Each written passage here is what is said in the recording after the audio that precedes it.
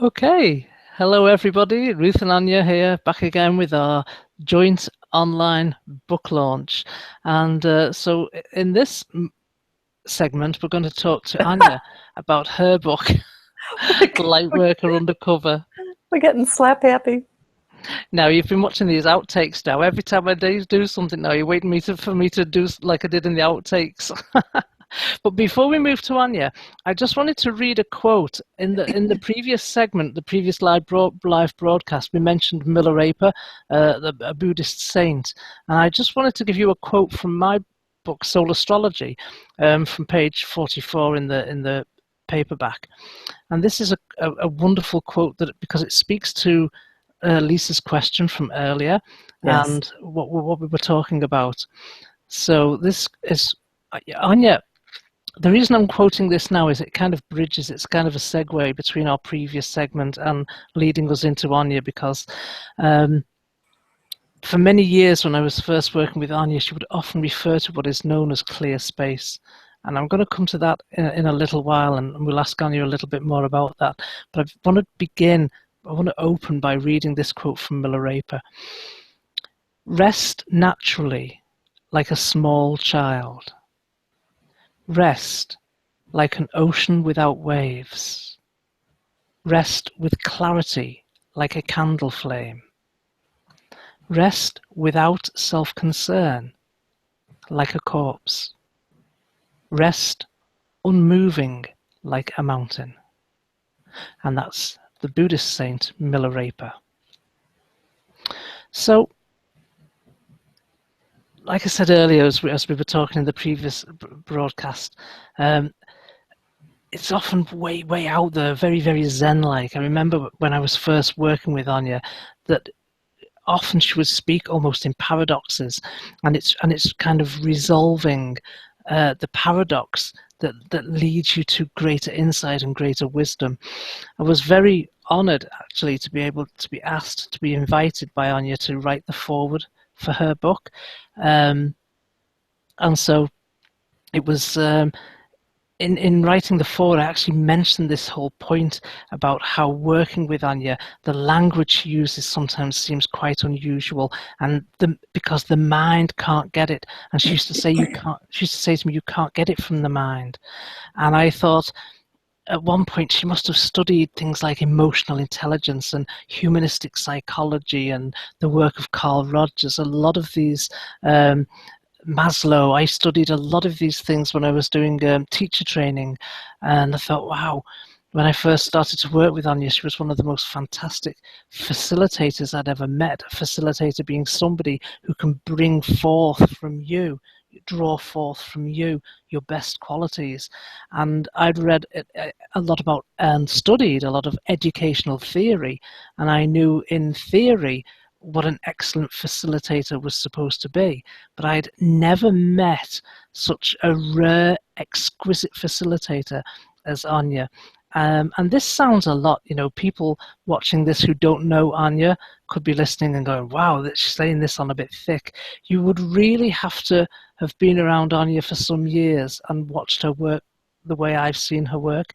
I've been very fortunate to see her work in a variety of different forms, for example, from webinars to teleconferences to being with her in person when she's worked one-on-one with somebody. I've watched her work with small groups. I've watched her speak to a large group of people, and I've watched her speak to a large conference with 200 or 300 people in the room.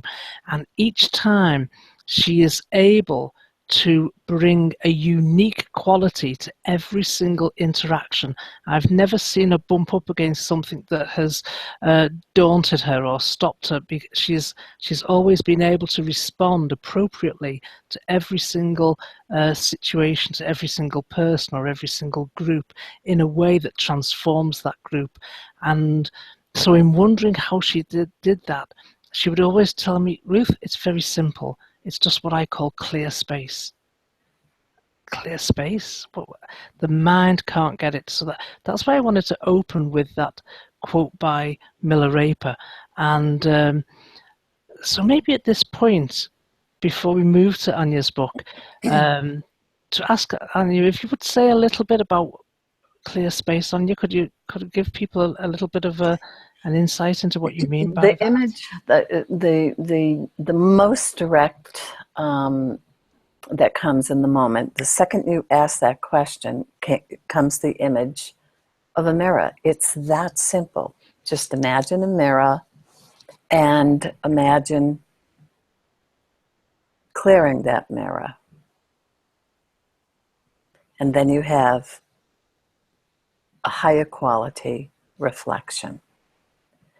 And so, if we clear our space, the mirror, if we clear our space, I would do it symbolically, actually. Then you start to really get, wow, every day, several times a day, clear the space. Meaning, what's all that's cluttering your mind? What's all that's possessing your mind? What's all that's cluttering your emotional body, your mental body? And that means, and I'm really simplifying it, that means whatever comes up in that clear space. Let's say someone comes along and spits on the mirror.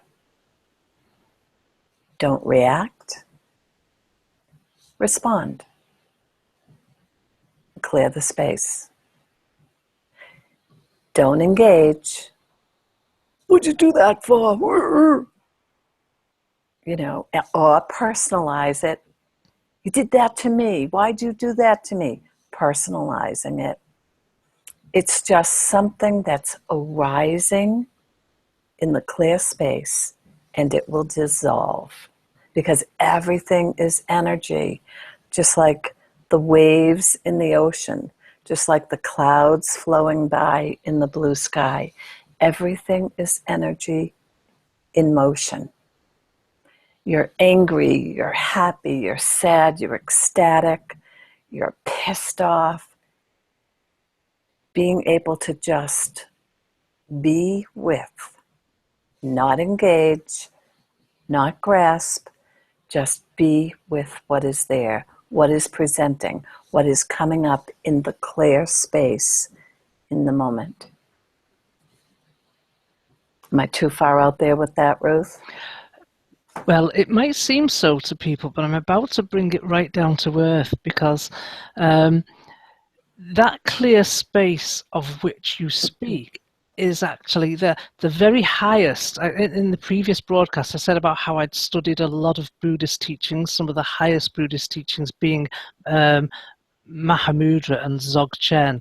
And in the Dzogchen, actually, and they actually use the analogy of a mirror, and they say that our natural state, that is our natural state before all the layers and layers and layers of lifetimes of Yes. conditioning that we become burdened with. Just like you can imagine, a beautiful oil painting that's hundreds of years old, that you can't see the beauty of the colors anymore because it's so thick with the layers and layers and layers of grime and dust. And we become like that in our being, in our energy field. That's how we become. So so although it might seem that you're talking at a very abstract level, in your book, one of my favorite chapter in your book is chapter 8, where you talk about feeling the power of your light source. Feeling the power of your light source. Now that might sound very abstract, and we're talking about light and it's out there and it's woo-woo, but in the chapter you actually start to then talk about the emotional spectrum and how we can navigate along the emotional spectrum from denser emotions up to lighter emotions, and you equate those emotions to light. And then you give a fantastic example of being in a situation, in a car perhaps, where somebody's really angry and you feel like becoming really angry back at them again.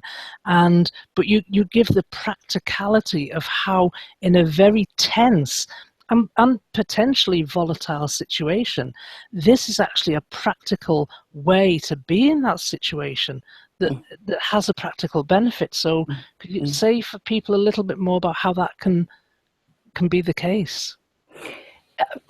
Practical application is throughout the book, so there's expanded concepts, and then I bring it right down to examples of what you can do in those situations. However, Ruth, I think it would be a lot of fun if you and I right now, because it's not in the book, and it will be heard by people if we bring it into this conversation. Because you know where I'm going. Do you have an idea? I haven't got a clue. I'm like, what on earth is she going to say? Okay. We are beings of light. Okay. We emanate light. And so, how do I know that? Not from reading it, but from seeing it. Seeing it radiate and emanate from other people, radiate and emanate from my own hands, from my own body. So with that, no, that does not mean I am this, I am you. We are all beings of light, and science is proving it. So Ruth, if you go to the example, because you were there, of the painting, right? And what took place with that, because it all ties it into what you were saying before about experiential. I mean, you can read about something, and I say that in the book, what is most important is your experience of something. That's your greatest teacher. So in the castle when I was in England, and the painting of St. Francis and the stigmata, perfect example. We are beings of light. And the more conscious we become that we are that light that we're speaking about, the higher frequency, higher vibration, more refined that light becomes. And we can actually use that light in the healing. And so maybe talk about that. Okay, but I want to come back to a more down-to-earth example, because this is still for a lot of people, this is quite a far-fetched example still. But it's true, because I was actually there. So in the UK, we have something called the National Trust, and what the National Trust do is they preserve old buildings and antiques, and it's kind of like museums, but you can the public can go in and see things, and the original painting of St. Francis of Assisi was on loan from some museum in Italy. I forget the name of it now.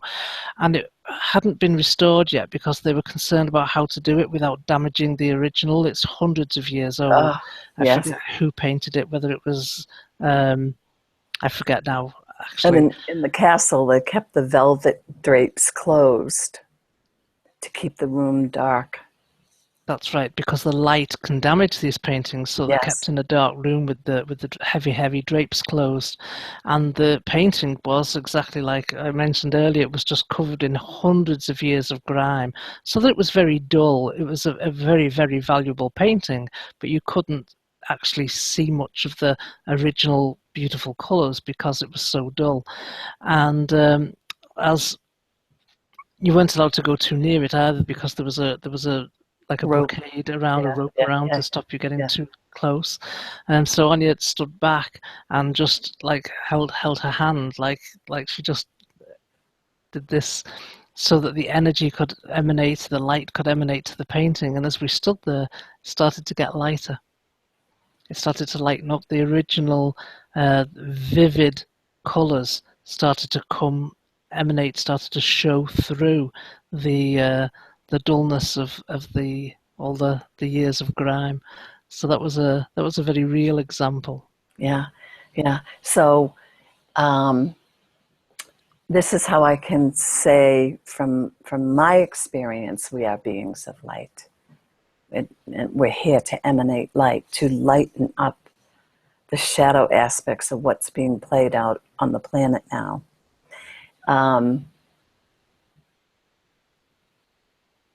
Yeah, I went for a moment to the how much we laughed about the idea.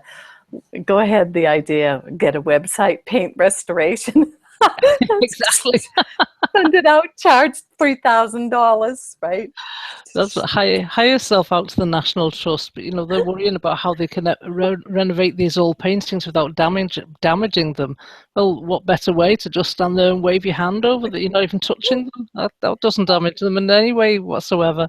Yeah. Brings out the original colours. Well, that's the point. That's a beautiful point, Ruth. So we are beings of light, and we do emanate, and we do have a field. And the more clear that field is, and in the book there's some techniques on how to clear your field, the more that field around you is clear, the more magic, I almost need to use the word magic, can happen in that space. And so when you say clear, just to be clear for the viewers, you actually mean clear, crystal clear, like a clear glass of water, or that clear mirror, or a clear day.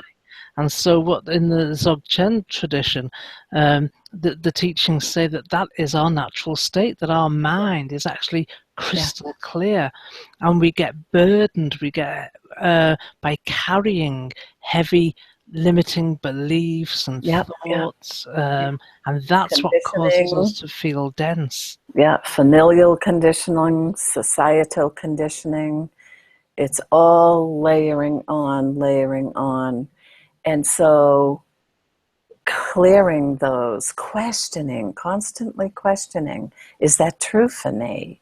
Or what about that is about me?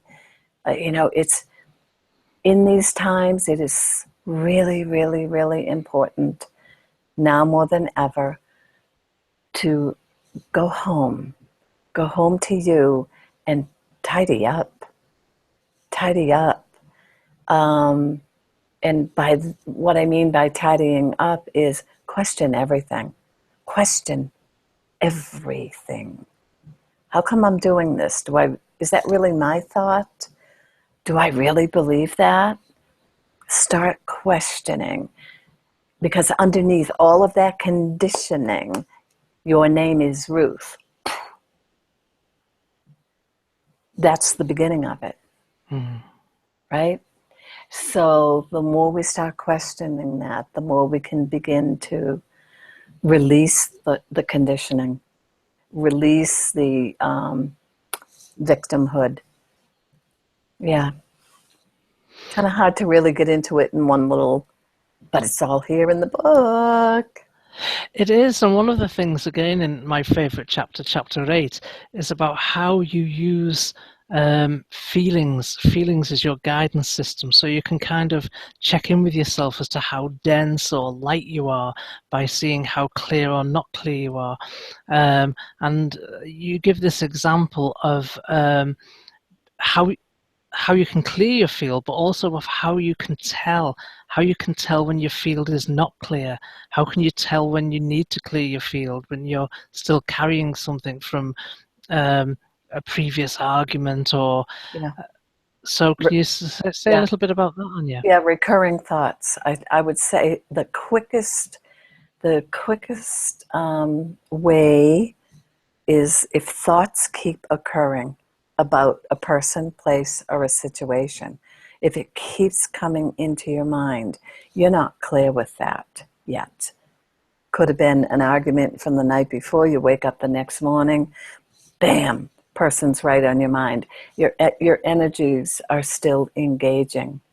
So, again, in the book we mentioned several ways in which to clear that energy. And best part, clearing can happen without connecting with the person. You on your own can clear it. You know, maybe it's even someone who's passed on, and you had not good feelings or an argument, and then the person moved on. You don't have to actually have a person physical to do the clearing. You clear within your own space. Because underneath those interactions, there's always a root cause underneath. And if you explore it and you go deeper with it, you will realize, whoa, that takes me back to first grade when the teacher said, do not question my authority. Do not question me as a teacher. You will be brought to the principal's office. When you have a little 6-year-old or a 7-year-old questioning the answer that he gave the teacher. No, I'm right. I know I'm right. Don't question me. Do you see what I mean?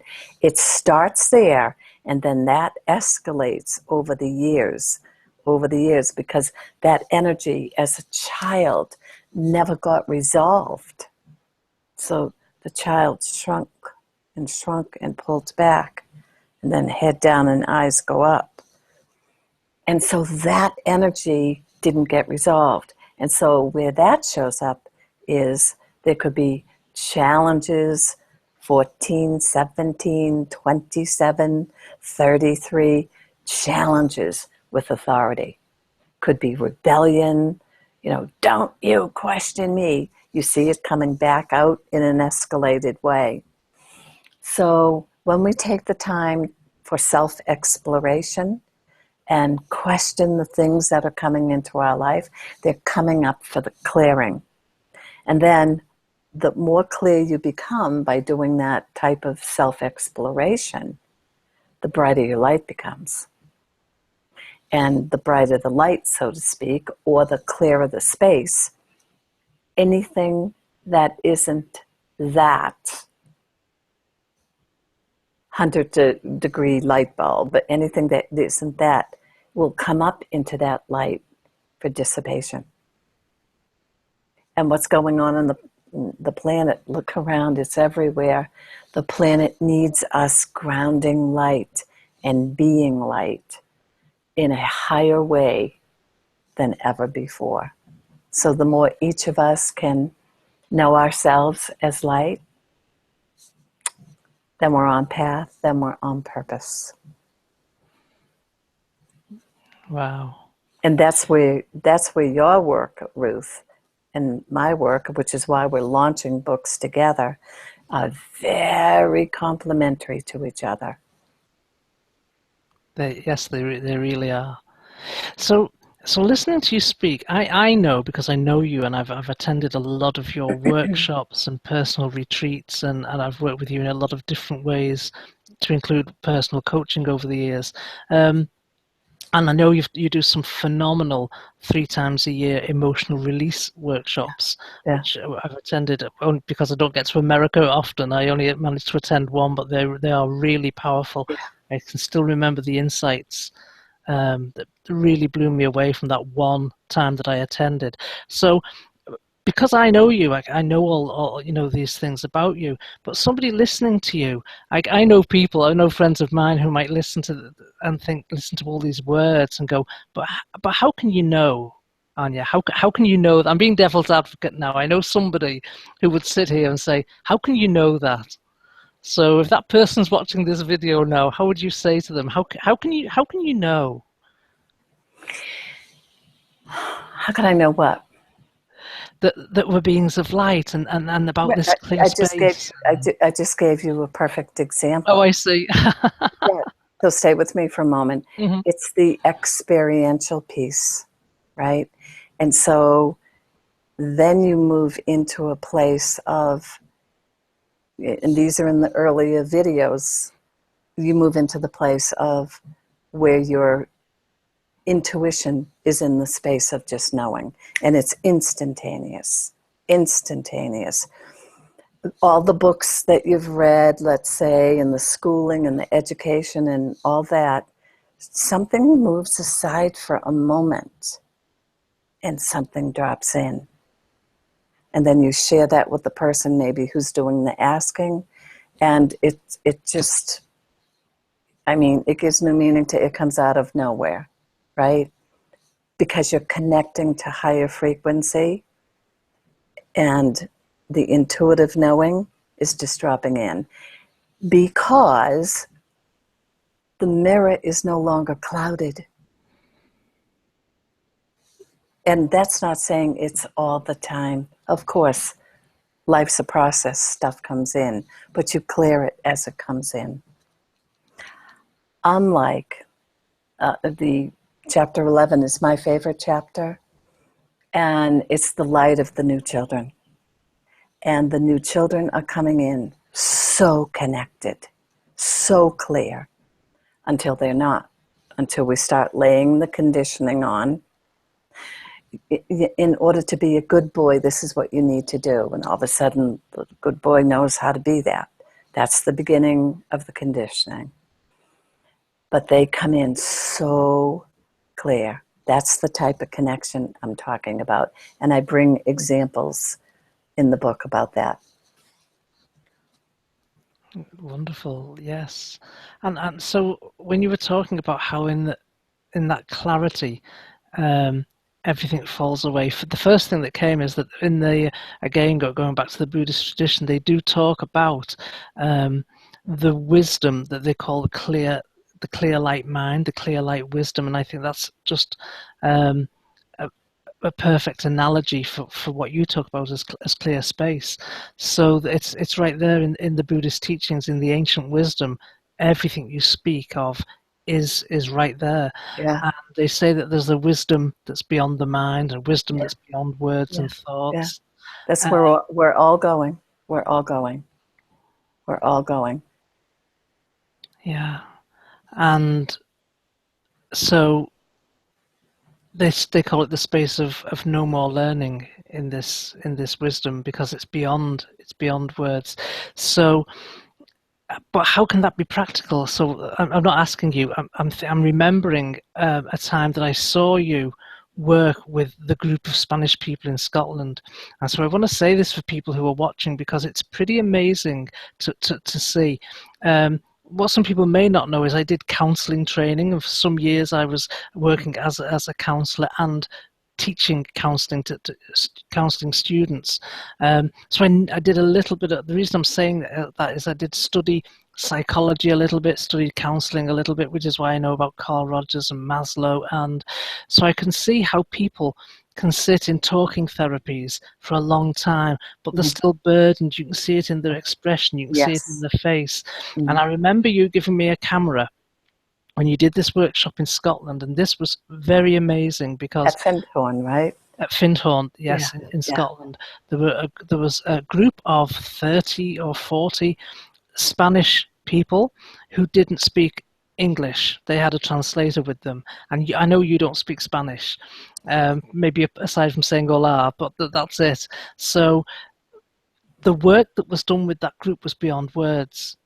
And it was all done on the level of actually being present with people, just being deeply present in the moment, in this light of clear space. And you gave me the camera and you said to me, watch their faces and take pictures of the faces, which I did. And you could see people coming in with a furrowed brow and a heavy body, carrying years of the burden of whatever their particular burden is. Yeah. You know, we all have our own. And you were working with these people without words, maybe sitting in front of some people, maybe touching some people on the shoulder, and just to watch you work with these people with no words, and then to see that falling away, to actually see what you talk about, that physical falling away, and people were relaxed, and some people would just start to cry as the burdens, the suffering dissolved, and some people would just start to giggle, and they were just free and laughing like children again after all of these. It Could you speak to that, Anya, about what was actually going on for those people? To watch it was profound, but what's your sense of what goes on in that situation? That's a great way to ask it, Ruth. What's your sense? Because can you really ever really know? I Mm-hmm. am I am more in awe of the work as it unfolds and as it happens. I am more in awe than the people who are there. Um, love, love, love, love is the highest frequency of light, and I don't mean from the space of all these strangers that don't speak English. I love you. That's not how I mean it. I mean you, me, being love, being the light of love. The rest happens. I don't mean to minimize the work or the process, but when you're in the space of love, when you're connected to source energy and you're sourcing love, you can just sit in front of a person and it's happening. They'll start with the tears, which are the chemicals of emotion coming out in the form of tears. And you can also see it's the melting, it's the dissolving of anything that is not that love. And love, the light of love, is who we all are. And so in the book, that's why your time is now. The time is now for us all to start really connecting into the truth of our being. We are beings of light, here to emanate that light and lighten up this world. And that can happen through a smile, through a tonality in the voice, through the open heart that the person just starts feeling. And so it's not woo-woo and out there and up there. This is who we are. And that's what the book is emphasizing is, I think it's summed up in the quotes Cool. quotes on the back cover. I want to go to, do I want to go to, yeah, I want to go to Carol Rittberg, amazing medical intuitive, amazing. It's summed up really well here. As light workers, we chose to grace the earth at this time of great change. For we know individually and collectively that positive change only occurs through the light consciousness of love and peace. In her book, Lightworker Undercover, Anya presents a compelling message that helps you remember who you really are and reveals that your light alone, that just fills me right up, your light alone and does make a difference. Your light alone can and does make a difference. Read it, absorb it, its message, engage in its offerings. Live your light and the world will become a better place. And that's Carol Reitberger, PhD, medical intuitive. And her book is Healing Happens with Your Help. And so, yeah, we are underneath all the conditioning and all the beliefs. We are clear space. We are clear light. We are blue sky. I think that was one of the most profound realizations for me that came from working with you, Mm-hmm. because we think we fear that our badness and our habits and our addictions and all of that rubbish, all our negativity, we kind of want fear at the back of our mind that that's who we really are, that perhaps we're really bad people. And one of the biggest realizations I had from working with you was that, wow, it's true that all of that is just stuff that really underneath it all were like that beautiful oil painting, were like that radiant light that Yeah. really wants to come through. Yeah. And the rest of it's just There's stuff. a lot of goodness. There's a lot of goodness in humanity. Mm. It's our nature. It's our essential nature. Well, we could go on for hours on you because there are Oh, also, I we could mean, just go on and on and on. so, but before we end it, because we do need to be wrapping up this segment now, there's a couple of things I wanted to mention. But in chapter 8, you talk about perception. I know this is a really important thing for you, that perception is reality. We mentioned it a Yes. little bit before in the previous segment, but you talk about you from a different view, Yes. and we've got a beautiful video that you made for your website about relating and about how none of us is really relating to the real person because of all of this layering. Imagine this oil painting trying to look at, through all of that grime and that dust. So you mentioned in the book about projections and about how we're really reacting to projections. Can you say a little bit about that? It's all in the video. It's all in, it's all, I would only be giving tiny bits, Ruth. It's all in that video, which I encourage people to look at because it's done in such a way that it will really go in. It's on the front page. I think it's only like 8 minutes of my website.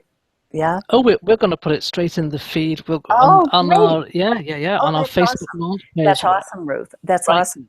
right away next. As soon as we get off this Yeah, call, that's we'll drop it awesome. in next. But what I would like to take a moment, Ruth, because we just have so much fun, is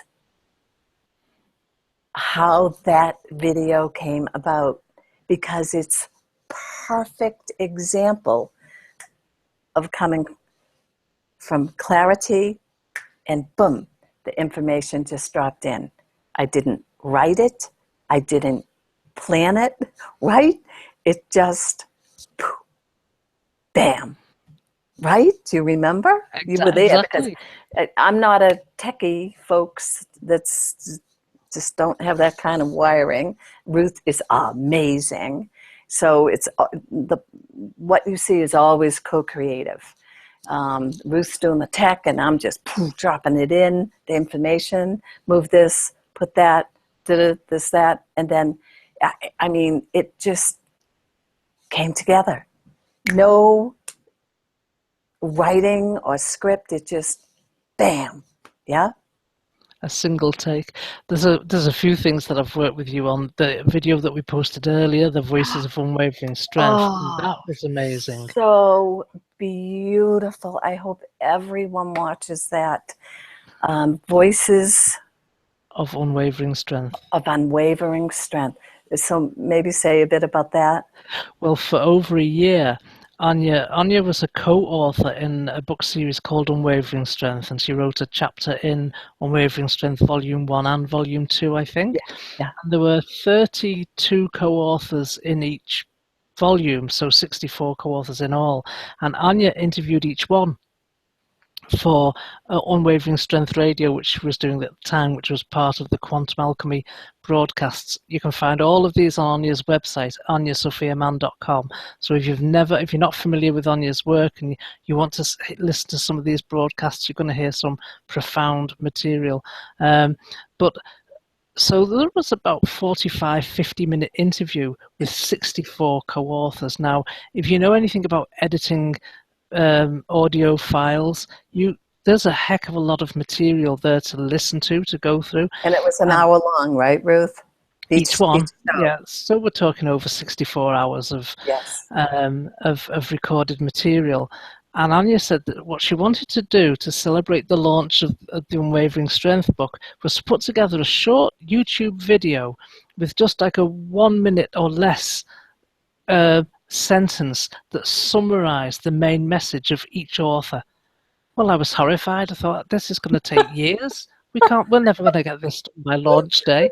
How can we go through 64 hours of material and listen to everything and choose which is the best? Because that's what, with my, Saturn and Capricorn mind, would want to try and do something like that in a structured way. Anya was going to do it intuitively. I said, intuitively. Oh, yeah, she said. So let's start. I said, okay. Get the first recording. Yeah, she said, go to, call it 17.2 minutes in. I'm like, okay, 17.2 minutes. Let's listen to it. 30 seconds. Yep, she said, that's right. Number 2, go to about, let's say, 34.5 minutes in.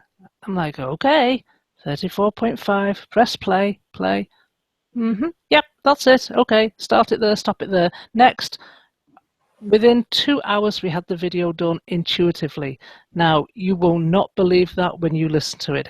It's on the feed, it's on our Facebook page, on our joint launch page, Voices of Unwavering Strength. Now that you know that, go and listen to it, and it's even more amazing. It's profound for what it is, for the message that each co-author is bringing. But right. Well, just say a little tiny bit about that book, Unwavering Strength. Because Unwavering Strength was stories.